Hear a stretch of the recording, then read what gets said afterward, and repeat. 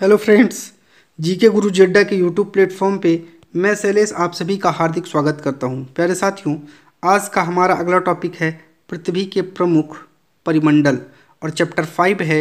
और आइए हम लोग इस चैप्टर को पढ़ते हैं। अगर आप चैनल पर नए हैं तो पहले चैनल को सब्सक्राइब करिए, फिर वीडियो को लाइक और शेयर जरूर करिए। आप सभी का बहुत बहुत धन्यवाद। जैसा कि आप पहले अध्याय में पढ़ चुके हैं कि पृथ्वी एकमात्र ऐसा ग्रह है जहाँ जीवन है, अर्थात मानव जहाँ जीवित रह सकता है, क्योंकि जीवन के लिए भूमि, जल, हवा पृथ्वी पर ही मौजूद है। पृथ्वी की सतह ऐसी है जिसमें पर्यावरण के 3 महत्वपूर्ण घटक आपस में मिलकर एक दूसरे को प्रभावित करते हैं। और पृथ्वी का ठोस भाग जिस पर हम रहते हैं उसे भूमंडल कहा जाता है। गैस की परतें जो पृथ्वी के चारों ओर से जो घेरे हुई हैं उसे वायुमंडल कहा जाता है, जिसमें ऑक्सीजन, नाइट्रोजन, कार्बन डाइऑक्साइड दूसरी गैस से पाई जाती हैं। पृथ्वी के बहुत बड़े भाग पर जल पाया जाता है जिसे जलमंडल कहा जाता है। जलमंडल में जल की सभी अवस्थाएं हैं, जैसे बर्फ, जल, वाष्प, जल। जीवमंडल एक सीमित क्षेत्र है जहां स्थल, जल, हवा एक साथ मिलते हैं, जहां सभी प्रकार के जीवन पाए जाते हैं। आइए कुछ इंपॉर्टेंट चीज़ मैं आपको बताता हूँ। शब्दों की उत्पत्ति।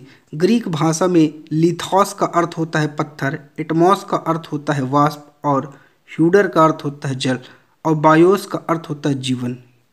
ठीक है, आप इसको याद रखिएगा। आइए आगे चलते हैं। भूमंडल। पृथ्वी के ठोस भाग को भूमंडल कहा जाता है। किसे कहते हैं? ठोस भाग को।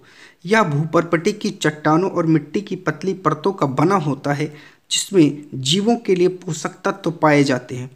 पृथ्वी की सतह को 2 प्रमुख भागों में बांटा जा सकता है। बड़े स्थलीय भूभागों को महाद्वीपों के नाम से जाना जाता है तथा बड़े जलाशयों को महासागर बेसिन के नाम से जाना जाता है। विश्व के सभी महासागर आपस में एक दूसरे से जुड़े हुए हैं। मानचित्र 5.1 में विश्व के मानचित्र को देखिए। क्या सभी स्थलीय भूभाग एक दूसरे से आपस में जुड़े हैं? समुद्री जल का तल लगभग सभी जगह समान है। स्थल की ऊंचाई को समुद्र तल से नापा जाता है जिसे शून्य माना जाता है। समुद्र जल का तल, जो समुद्र के जल का तल है, वो सभी जगह समान है। इसीलिए स्थल की ऊंचाई को समुद्र तल से मापा जाता है जिसे शून्य माना जाता है।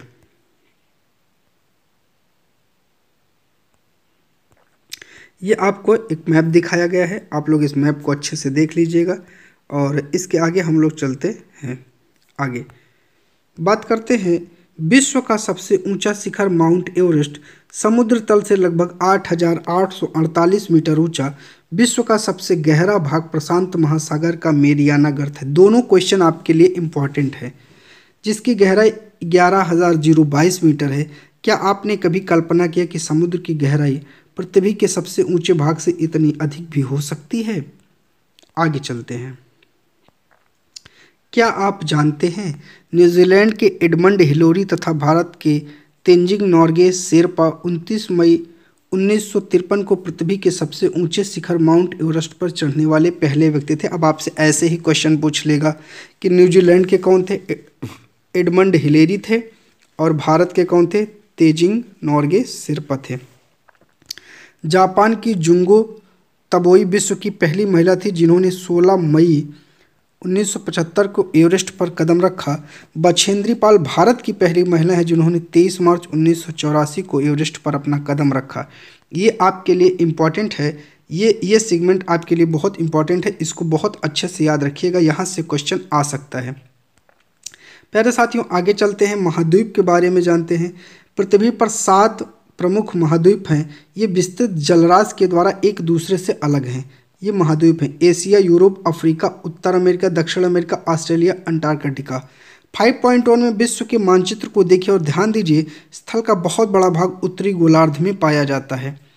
एशिया विश्व का सबसे बड़ा महाद्वीप है। यह पृथ्वी के कुल क्षेत्रफल के 1/3 भाग में फैला है। कितने में? 1/3।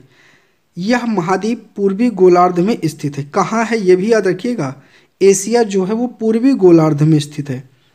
कर्क रेखा इस महाद्वीप से होकर गुजरती है। एशिया के पश्चिम में यूराल पर्वत जो इसे यूरोप से अलग करता है। तो कौन सा पर्वत है जो एशिया को यूरोप से अलग करता है? यूराल पर्वत है। यूरोप एवं एशिया के संयुक्त भूभाग को यूरेशिया अर्थात यूरोप धन एशिया कहा जाता है। आगे चलते हैं। यूरोप एशिया से बहुत छोटा है। यह महाद्वीप एशिया के पश्चिम में स्थित है। आर्कटिक वृत्त इससे होकर गुजरता है। यह 3 तरफ से जल से घिरा है। विश्व के मानचित्र को देखिए, इसकी स्थिति का पता लगाइए। अब अफ्रीका की बात करते हैं। एशिया के बाद विश्व का दूसरा सबसे बड़ा महाद्वीप है। विषुवत वृत्त 0 डिग्री अक्षांश इस महाद्वीप के लगभग मध्य भाग से होकर गुजरती है। अफ्रीका का बहुत बड़ा भाग उत्तरी गोलार्ध में स्थित है। कहाँ है? उत्तरी गोलार्ध में। 5.1 को देखिए, आप पाएंगे कि यह एक ऐसा महाद्वीप है जिसे होकर कर्क, विषुवत, मकर तीनों रेखाएं गुजरती है। अब आपसे पूछ लेगा वह कौन सा महाद्वीप है जहाँ से तीनों रेखाएं गुजरती हैं, तो अफ्रीका है। सहारा का रेगिस्तान विश्व का सबसे बड़ा गर्म रेगिस्तान है। कैसा है? सहारा गर्म है, जो कि अफ्रीका में स्थित है। यह महाद्वीप चारों तरफ से समुद्रों एवं महासागरों से घिरा है। ये भी क्वेश्चन पूछ लेगा वह कौन सा महाद्वीप है जो चारों तरफ से समुद्रों और महासागरों से घिरा है। आप देखेंगे कि विश्व की सबसे लंबी नदी नील नदी अफ्रीका से होकर गुजरती है।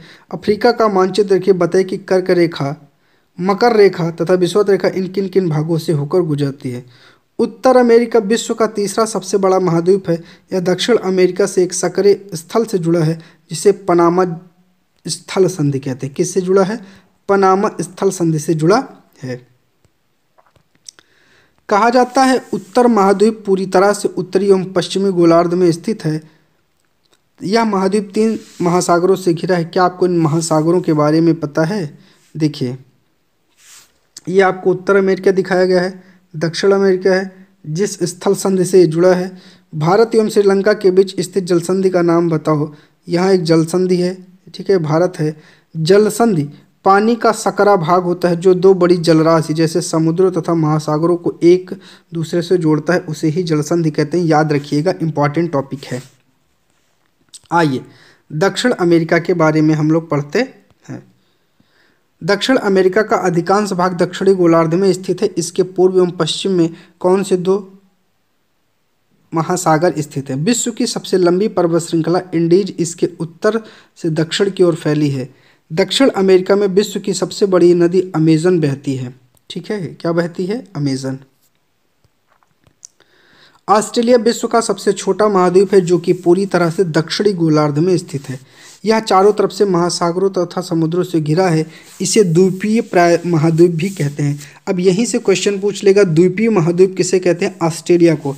अंटार्कटिका एक बहुत बड़ा महाद्वीप है जो कि दक्षिणी गोलार्ध में स्थित है। दक्षिणी ध्रुव इस महाद्वीप के मध्य में स्थित है। चूंकि यह दक्षिणी ध्रुव क्षेत्र में स्थित है, इसलिए हमेशा मोटी बर्फ की परतों से ढका रहता है। यहाँ किसी भी प्रकार का स्थायी मानव निवास नहीं है। बहुत से देशों ने शोध केंद्र यहाँ स्थापित किए हैं। भारत के भी शोध केंद्र संस्थान यहाँ हैं। इनके नाम मैत्री तथा भारती हैं। जलमंडल की अब हम आपसे चर्चा करते हैं। इस डायग्राम को देखिए, 2.5% कैसा है? अलवण जल है। बाकी सारा का सारा जल 97.5 महासागरों में है। पृथ्वी को नीला ग्रह कहा जाता है। 71% भाग जल, 29% भाग स्थल है। जलमंडल में जल के सभी रूप उपस्थित हैं। इसमें महासागर, नदी, झील, हिमनदियाँ, भूमिगत जल, वायुमंडल की जलवाष्प भी सम्मिलित है। पृथ्वी पर पाए जाने वाले जल 97% से अधिक भाग महासागरों में पाया जाता है। वह इतना अधिक खारा होता है कि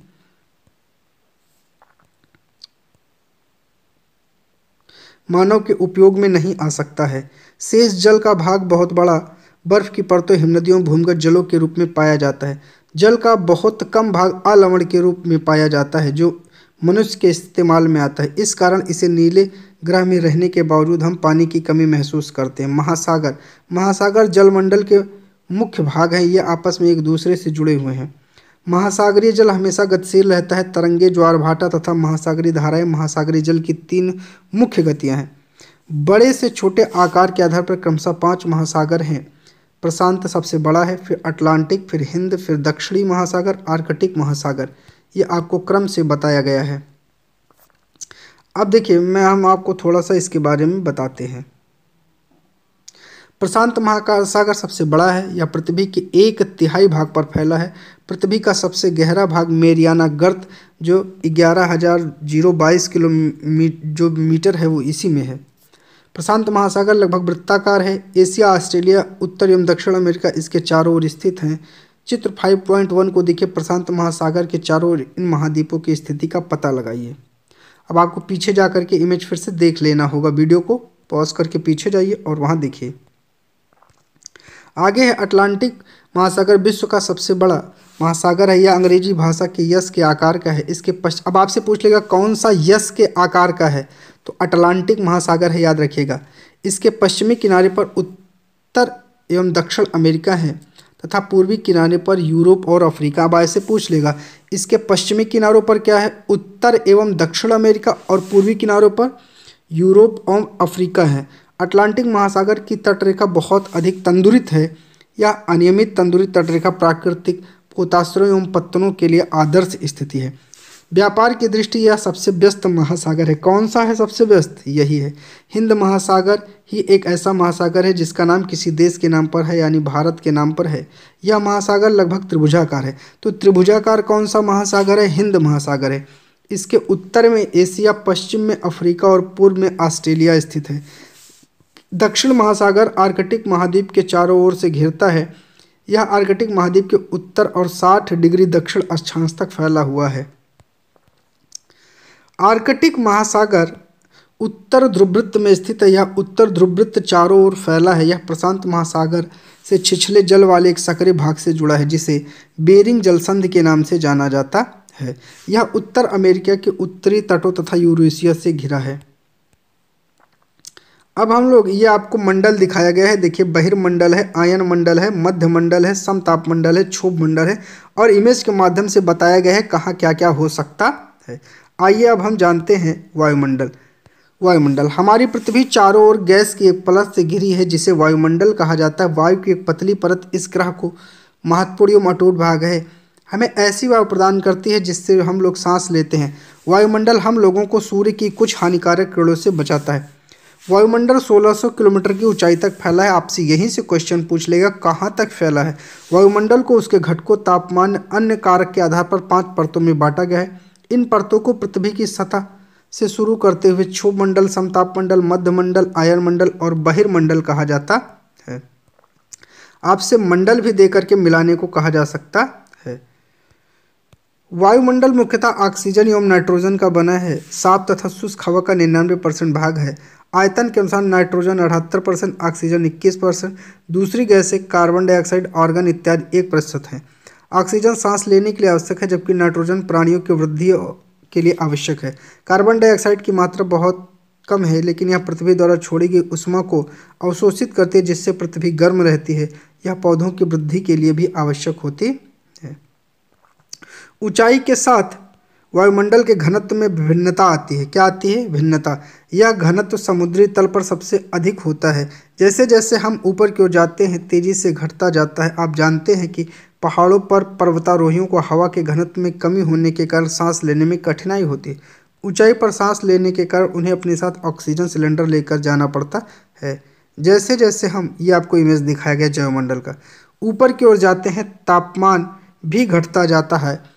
वायुमंडल पृथ्वी पर दबाव डालता है या एक स्थान से दूसरे स्थान पर अलग अलग होता है। कुछ क्षेत्रों में हमें अधिक दबाव महसूस होता है जबकि कुछ क्षेत्रों में कम। वायु उच्च दाब से निम्न दाब की ओर बहती है। अब याद रखिएगा वायु कैसे बहती है? उच्च दाब से निम्न की ओर हमेशा बहती है। गतिशील वायु को क्या कहा जाता है? तो गतिशील वायु जो होती है उसे पवन कहा जाता है। ये भी याद रखिएगा प्यारे साथियों। जीवमंडल की चर्चा हम आपसे करते हैं। स्थल जल हवा के बीच का एक सीमित भाग है। यह वह भाग है जहाँ जीवन मौजूद है। जीवन की बहुत सी प्रजातियां जो सूक्ष्म जीव बैक्टीरिया से लेकर बड़े स्तनधारियों के आकार में पाई जाती हैं। मनुष्य सहित प्राणी जीवन के लिए एक दूसरे के लिए जीवमंडल से जुड़े हैं। आगे हम आपसे बात करते हैं। जीवमंडल के प्राणियों को मुख्यतः 2 भागों में बांटा गया है, जंतु जगत और पादप जगत। पृथ्वी के ये तीनों परिमंडल आपस में पारस्परिक क्रिया करते रहते, एक दूसरे को किसी न किसी रूप में प्रभावित करते।